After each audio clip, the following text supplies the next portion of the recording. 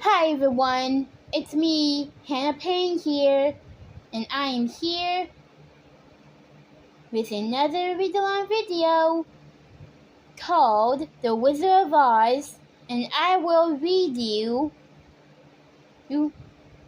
the 13th chapter of The Wizard of Oz. So without further ado, I'm going to read you the 13th chapter. Chapter 13. The Winkies and the Winged Monkeys to the rescue. Dorothy and the lion went to the castle together, where she told the Winkies that they were no longer slaves to our friends. If our friends, the Scarecrow and Tin Woodman, were with us, said the lion, I should be quite happy. So they called the Yellow Winkies and asked them if they would help rescue their friends. The Winkies said that they would be delighted. It took them 2 days to reach the rocky plain where the Tin Man lay bent and battered. His axe was beside him, rusted, the handle gone. The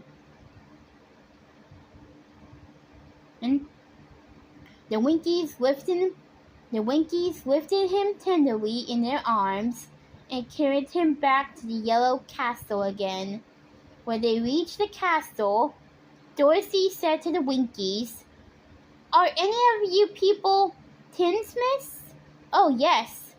Some of us are very good tinsmiths, they told her.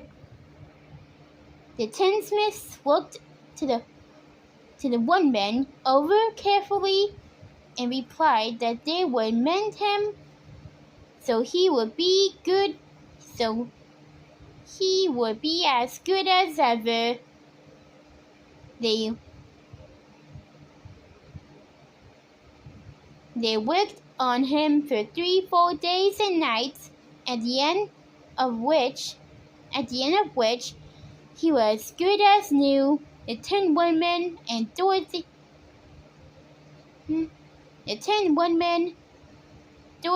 and the lion had a tearful reunion. They decided to go and find the Scarecrow.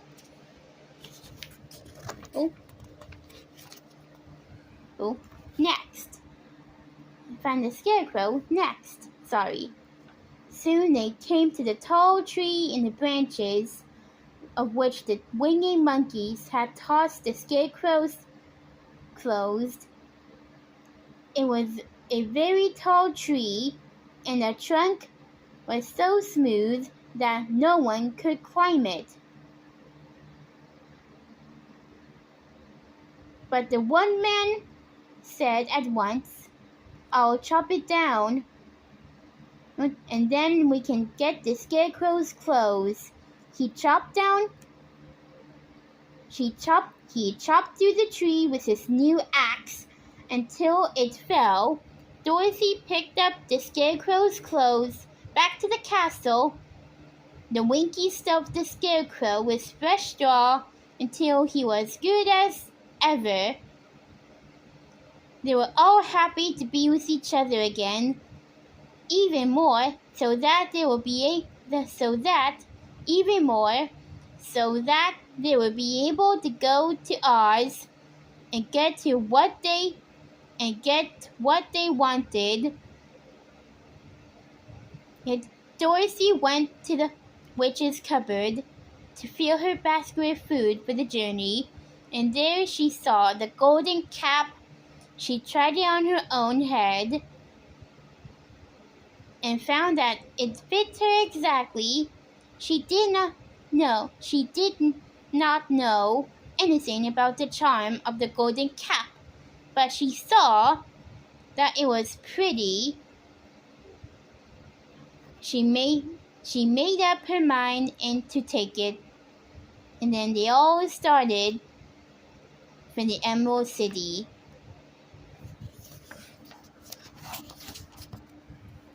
They walked on for 2 days, at the end of which they felt that they lost their way. Dorothy lost all heart then. Suddenly, she had a thought. What if we called the field mice? Did they think they could tell us how to get to Oz? I'm sure they could. Why didn't we think of this before? Said the Scarecrow.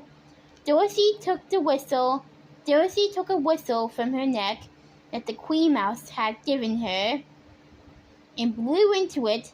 Minutes later, the Queen stood before her and asked in a squeaky voice, "What can we do for you?" "We have lost our way," said Dorothy. "Can you tell us where the Emerald City is?" "Certainly," answered the Queen, "but it is a great way off.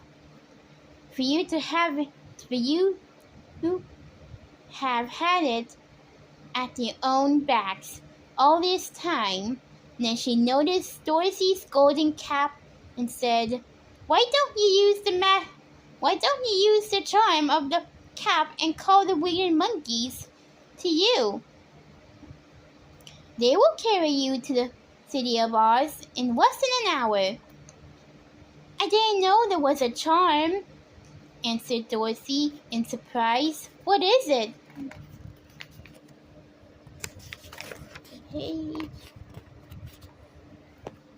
"It is written inside the golden cap," replied.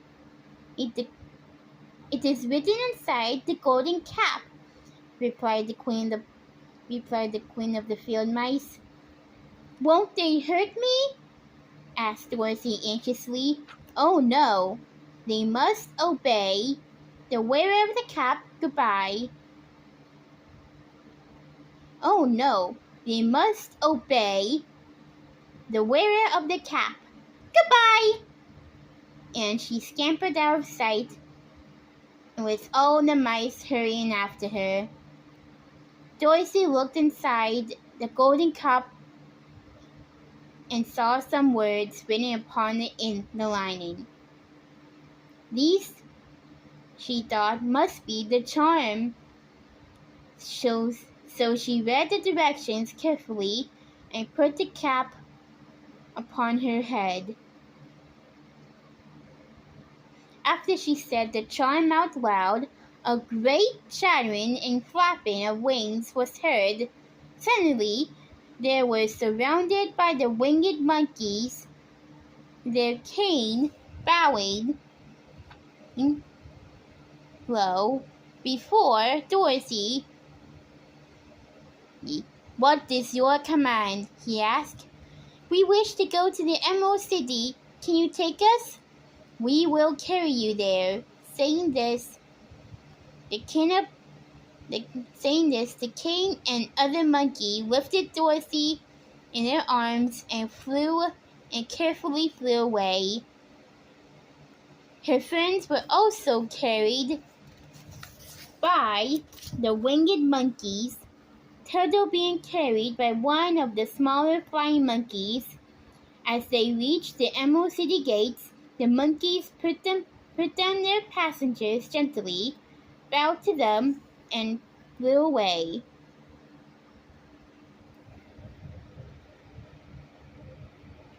Well, what do you think will happen next?